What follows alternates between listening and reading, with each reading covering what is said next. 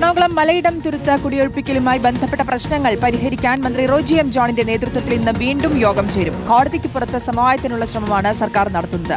ശങ്കരൻ നായരുടെ കുടുംബം തർക്കഭൂമി സന്ദർശിച്ചിരുന്നു. സ്ഥലം വിട്ടുകൊടുക്കാൻ അനുകൂലമായ തീരുമാനം ഇവർ എടുക്കുമെന്നാണ് സൂചന.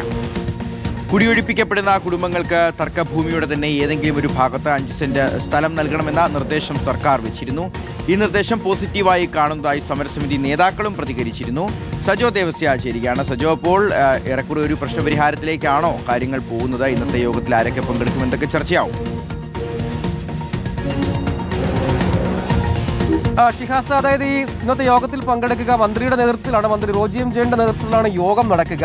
അതിൽ സമരസമിതിയുടെ ഭാഗമായ ആളുകൾ, അതായത് ഈ കുടിയൊഴിപ്പിക്കൽ ഭീഷണി നേരിടുന്ന കുടുംബങ്ങൾ, അവരുടെ പ്രതിനിധികൾ, സമരസമിതി, അതുകൂടാതെ നിലവിൽ ഈ ഭൂ ഉടമസ്ഥാവകാശം ലഭിച്ചിരിക്കുന്ന ശങ്കരൻ നായരുടെ കുടുംബത്തിന്റെ പ്രതിനിധികൾ എന്നിവർ ചർച്ചയിൽ പങ്കെടുക്കും. സർക്കാർ നിലവിൽ മുന്നോട്ട് വച്ചിരിക്കുന്ന ഒരു ഫോർമുല, ഇപ്പോഴത്തെ ചർച്ച നടക്കാൻ പോകുന്ന ഒരു ഫോർമുല എന്നത് നിലവിൽ 2.65 ഏക്കർ ഭൂമിയുടെ ഒരു ഭാഗത്ത് തന്നെ ഈ കുടി ഒഴിപ്പിക്കപ്പെടാൻ പോകുന്നവർക്ക് ഭൂമി നൽകുക. അതിന് അവർ സന്നദ്ധരാവുകയാണെങ്കിൽ ഒരു സമവായം കോടതിയെ അറിയിക്കും. അതോടുകൂടി വിധി നടത്തിപ്പിലേക്ക് പോവുകയും ചെയ്യാം.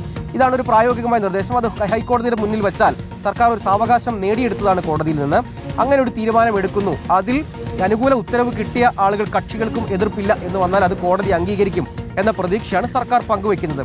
ഏറെക്കുറെ ഒരുപക്ഷെ അവർ ഈ ശങ്കരൻ നായരുടെ കുടുംബം, അതായത് ഭൂവുടമസ്ഥാവകാശം ലഭിച്ച ഈ കുടുംബം അതിന് വഴങ്ങുകയാണെങ്കിൽ, സ്വയം സന്നദ്ധരായി അതിൻ്റെ ഒരു ഭാഗത്ത് ഭൂമി വിട്ടു നൽകാൻ സന്നദ്ധരാവുകയാണെങ്കിൽ ആ കാര്യം ആ കുടുംബങ്ങളെയും സമരസമിതിയെയും കൊണ്ടുകൂടി അംഗീകരിപ്പിക്കുക. അങ്ങനെയെങ്കിൽ അവിടെ വീട് വെച്ച് നൽകേണ്ടി വരും. ആ ഉത്തരവാദിത്വം സർക്കാർ ഏറ്റെടുക്കും. ഈ നിലയ്ക്കാണ് ഒരു പരിഹാര ഫോർമുല ഇപ്പോൾ ഉള്ളത്.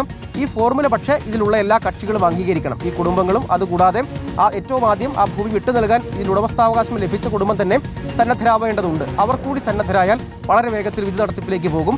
ആ ഭൂമി, അതായത് പകരം ഭൂമി ഇതേ സ്ഥലത്ത് തന്നെ തർക്കഭൂമിയുടെ ഒരു അതിരിൽ തന്നെ ലഭ്യമാകുന്നു. അവിടെ പിന്നെ വീട് വെച്ച് നൽകുക എന്നുള്ളതാണ്. അത് സർക്കാർ ആ ബാധ്യത ഏറ്റെടുക്കും. ഇതാണ് ഫോർമുല. അംഗീകരിക്കപ്പെടുമോ എന്നത് കാത്തിരുന്ന് കാണാം.